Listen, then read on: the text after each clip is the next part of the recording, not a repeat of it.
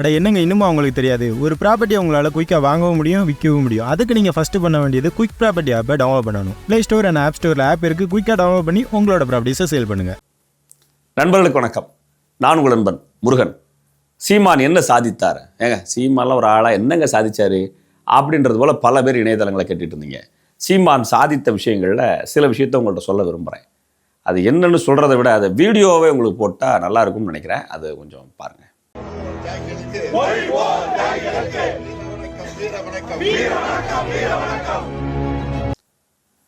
இது என்ன அது எனக்கு ஒன்றும் புரியல. சீமான் சாதித்த விஷயங்கிறீங்க, நாட்டில் முதலமைச்சர் வந்து பேசிகிட்டு இருக்காரு. என்ன அது புரியல தம்பி அப்படின்னு கேட்டிங்களா? திமுக தொடங்கப்பட்ட காலத்தில் மொழிப்போர் ஈகை இருக்கிற விஷயங்க மரியாதை செலுத்தினாங்க. அந்த வீர வணக்கம்ங்கிற வார்த்தையெல்லாம் சொன்னாங்களா, அதெல்லாம் தெரியாது, நம்ம அப்போல்லாம் பார்க்கல. அதுக்கப்புறம் பல ஆண்டுகளாக மறந்துட்டு அவங்க பாட்டுக்கு அவங்க கட்சிக்கு கூட்டம் கூட்டுறதுனா என்ன செஞ்சாங்க? சினிமா நடிகைகளை போட்டு ஆட விட்டு கூட்டம் கூட்டினாங்க. சினிமா பாடலில் போட்டு தான் ஆடப்பட்டு கூட்டம் கூட்டினாங்க. இப்போ அந்த அரசியல்ன்றதை மக்கள் வேறு மாதிரி பார்க்குறாங்க அப்படின்றத புரிஞ்சுக்கிட்டு திடீர்னு மொழிப்போர் தியாகிகள் மேலே பற்று வந்துடுது. தமிழர் அப்படின்றாங்க. வீர வணக்கம் செலுத்துது. வீர வணக்கம் அப்படின்றதே நாம் தமிழர் கட்சியோட முழக்கமாக தான் இருக்குது. அதை இவர் செய்கிறாப்புல கொஞ்ச நாள் பண்ண அப்படி கையையும் தூக்கிடுவாப்புல முதலமைச்சர். செய்யணும். செஞ்சதுக்கப்புறம் திமுகவிலிருந்து நாம் தமிழர் கட்சிக்கு அவர் இணைஞ்சிட்டாருன்னு சொல்கிற சூழல் வரும். ஏன்னா நாம் தமிழர் கட்சியிலேருந்து 2000 பேர் 3000 பேர் அங்கே போயிட்டாங்க, 5000 பேர் இங்கே போயிட்டாங்கன்றது அடிக்கடி செய்திகள் வருது இல்லையா? இன்னும் கொஞ்ச நாள் போகிற பக்கம் பார்த்தா அண்ணன் சீமானவர்களோட வீடியோ 24 மணி நேரமாக உட்காந்து இவர் பார்த்து இந்த கட்சியில் அவர் இணையறதுக்கு வாய்ப்பு இருக்குது. ஆனால் அப்படி மொழிப்போர் தியாகிகளுக்கு வீர வணக்கம் செஞ்ச அவர் அண்மையில் ஒரு விஷயத்த மேடையில் பேசியிருக்காப்புல.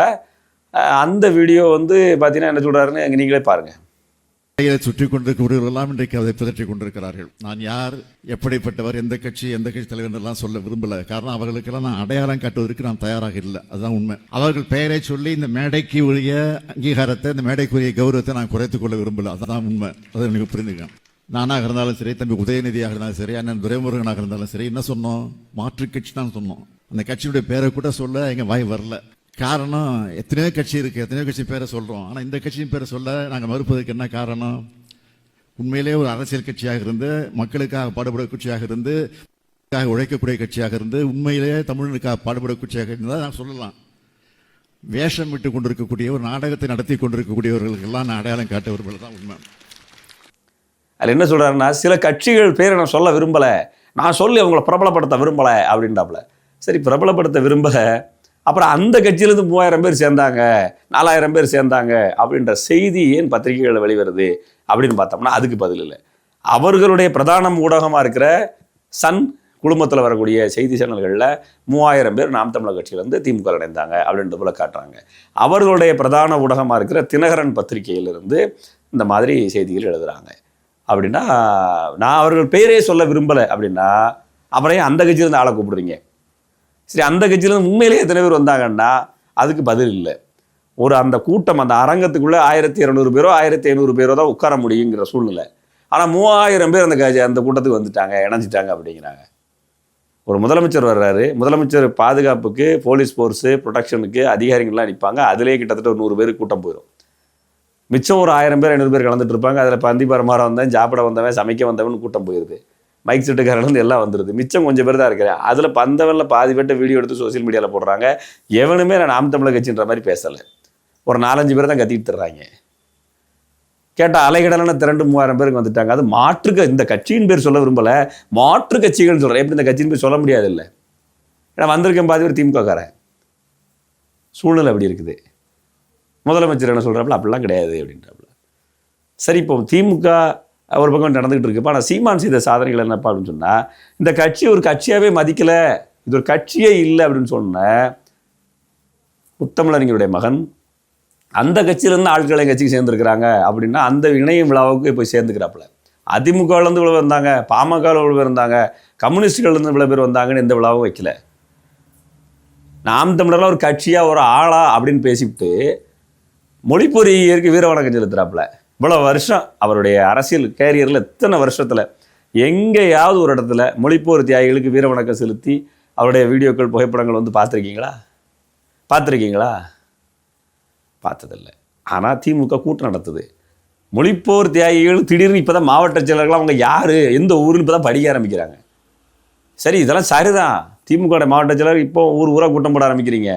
இனிமேலாவது மொழிப்போர் தியாகிகளுடைய வாரிசுகள் என்ன பண்ணுறான்னு தேடுங்க. அந்த வாரிசுகளுக்கு எம்எல்ஏ சீட்டு, எம்பி சீட்டு ஏதாவது கொடுங்க. ஆனால் ஒன்றுமே வெளியில ஒன்றிய கவுன்சிலர் சீட்டாக, மாவட்ட கவுன்சிலர் சீட்டாக, உள்ளாட்சி தேர்தல் இல்லாத கொடுங்க. ஏன்னா இது வரைக்கும் நீங்கள் செய்யலை, இனிமேலாவது செய்யுங்க. உங்களை செய்கிற இடத்துக்கு சீமான் நகர்த்துவார். இனிமேல் இப்போ மொழிப்போர் தியாகிகளை கையில் எடுத்துட்டீங்கல்ல, இனிமேல் அதை சீமான் கையில் எடுப்பார். ஏற்கனவே அவர் எடுத்து வச்சுருந்தா நீங்கள் எடுக்கிறீங்க. இனிமேல் அதை தொடர்ந்து அரசியலாக்குவார், கண்டிப்பாக பேசுவார். அந்த உங்களுக்கு இந்த மொழியை வச்சு அரசியல் பண்ணி ஆட்சி பிடிச்சிங்க, மறுபடியும் மொழிக்குள்ளே வர்றீங்க, ஒழுங்காக செய்யுங்க அப்படின்றத தான் நாம் தமிழர் கட்சி சார்பாக திமுகட்ட கேட்குறோம். ஏன் ஒழுங்காக செய்யணும்ப்பா அப்படின்னா, எத்தனையோ பேருக்கு எம்பி எம்எல்ஏ சீட்டு கொடுக்குறீங்க, எத்தனை பேர் வாய்ப்பு கொடுக்குறீங்க, சரிதான், பணம் வச்சுன்னு கொடுக்குறீங்க. பணம் இல்லாதவங்க கொஞ்சம் பேர் உங்கள் கட்சி சின்னத்துலேருந்து ஜெயிச்சு உள்ள வரட்டுமே, என்ன தப்பு? அவங்கள வச்சு தான் ஆட்சியை பிடிச்சிங்க, எத்தனை கோடி சம்பாரிச்சிங்க. திமுககாரங்க கொஞ்சம் இந்த வேலையும் செய்யுங்க அப்படின்றத தான் உங்கள்கிட்ட கேட்க விரும்புகிறேன். சரி, சீமான் என்ன சாதித்தாருன்னா, இத்தனை வருஷமாக மொழி போரை பற்றி கண்டுக்கிடாத கூட்டம், நாம் தமிழர் ஒரு கட்சியே இல்லைன்னு நினச்சிக்கிட்டு இருந்த கூட்டம், இந்த கட்சியிலேருந்து ஆட்கள் வர்றதை காத்திருக்கிறாங்க, மொழிப்போர் தியாகி கூட்டம் நடத்துகிறாங்க. இனி வருவாங்க, வரிசையாக வருவாங்க, நம்மாழ்வாருக்கு விழா எடுப்பாங்க, இன்னும் பனை விதை நடவு செய்வாங்க, ரத்ததான முகாம் நடத்துவாங்க. திமுக நம்ம ரத்ததான முகாம் தான் நடத்தினேன், இந்த மாதிரி நம்ம மது விருந்தெல்லாம் வைக்கக்கூடாது அப்படிம்பாங்க. இனிமேல் கூட்டங்கள் நடத்தினா ரெக்கார்ட் டான்ஸ் போட்டு ஆட மாட்டாங்க, இனிமேல் பறை இசை பண்ணுவாங்க. நடக்கும் பாருங்க, ஒன்றா செய்வார். சீமான் அவர்கள் விதைத்த அரசியல் வீண் போகாது, அது வளர தொடங்கிட்டு அந்த அரசியல் கண்டிப்பாக நிலை பெறும்.